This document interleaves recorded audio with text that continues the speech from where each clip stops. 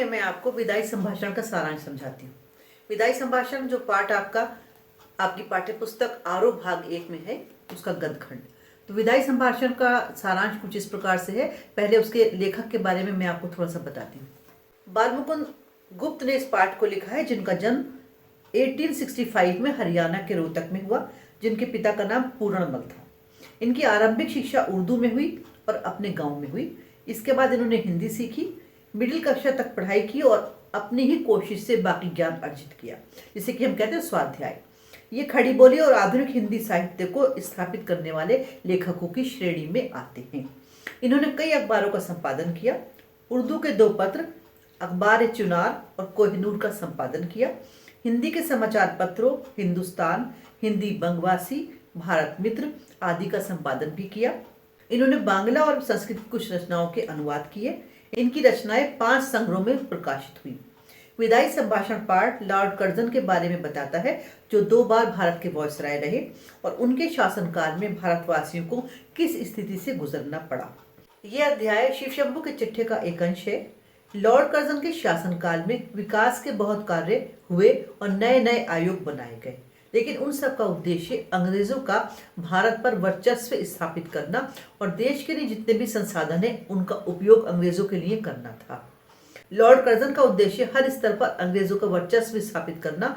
वे सरकारी डिक्टेटरशिप के भी पक्षधर थे, इसलिए उन्होंने प्रेस की स्वतंत्रता पर प्रतिबंध लगा दिया। काउंसिल में अपनी पसंद के अंग्रेज सदस्य नियुक्त करवाने के लिए उन्हें देश विदेश दोनों स्थानों पर नीचा देखना पड़ा। परेशान होकर उन्होंने इस्तीफा दे दिया और इंग्लैंड वापस चले गए। इस पाठ का लेखक भारत के लोगों की परेशानियों, दुख, लाचारी से दुखी है। साथ ही ये भी बताते हैं कि कठोरता से हर किसी को परेशानी होती है, चाहे लॉर्ड कर्जन हो या भारत की सामान्य जनता। शिवशंभू बालमुकुंद का एक काल्पनिक पात्र है, जो सदा भांग के नशे में रहता है, बहकी बहकी बातें करता है, परंतु कड़वी और सच्ची बातें कहता है। लेखक ने जिस समय यह निबंध लिखा उस समय प्रेस पर पाबंदी थी।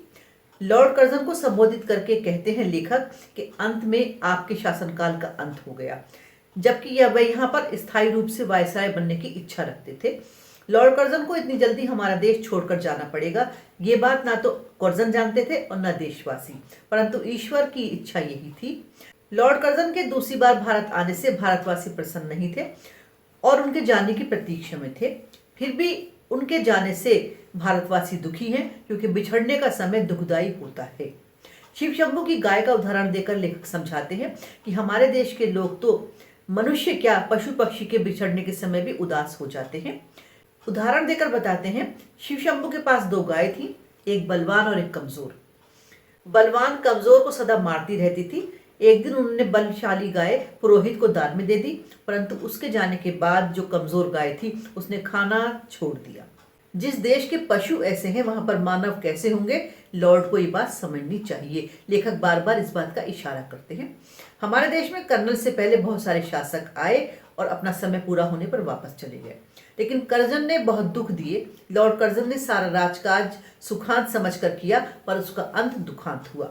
ईश्वर की लीला कोई नहीं जानता। दूसरी बार आने पर कर्जन ऐसे कार्य करना चाहते थे जिससे उनके बाद आने वाले शासकों को कोई परेशानी न हो, लेकिन ऐसा वो कर नहीं सके। जनता को परेशान करके स्वयं भी परेशानी में रहे और जनता भी कष्ट झेलती रही। लेखक ने पाठ में बताया है कि लॉर्ड कर्जन का स्थान बहुत ऊंचा था, लेकिन आज वो स्थान नहीं रहा है। दिल्ली दरबार में ईश्वर और एडवर्ड के बाद लॉर्ड कर्जन का ही सर्वोच्च स्थान था। लॉर्ड की कुर्सी सोने की थी। जुलूस में उनका हाथी सबसे आगे और ऊंचा होता था। लॉर्ड कर्जन वैसे धीर और गंभीर व्यक्ति थे, परंतु काउंसिल में गैर कानूनी कानून पास करवाकर और कॉन्वोकेशन में गलत भाषण देकर सब कुछ बदल गया। लॉर्ड कर्जन ने इस्तीफे की धमकी दी और उनका इस्तीफा स्वीकार भी कर लिया गया। जिसके इशारे पर राजा महाराजा अफसर नाचते थे और जिनके इशारे पर देश की शिक्षा और स्वाधीनता समाप्त कर दी गई, जिसने देश में बंगाल का विभाजन किया, वही व्यक्ति अपनी मर्जी से एक नियुक्ति भी नहीं करवा सका। इसलिए लॉर्ड कर्जन को इस्तीफा देना पड़ा। लेखक बताते हैं, उनका मनमाना शासन कभी भुलाया नहीं जा सकता। कितना ऊपर उसके बाद कितना नीचे।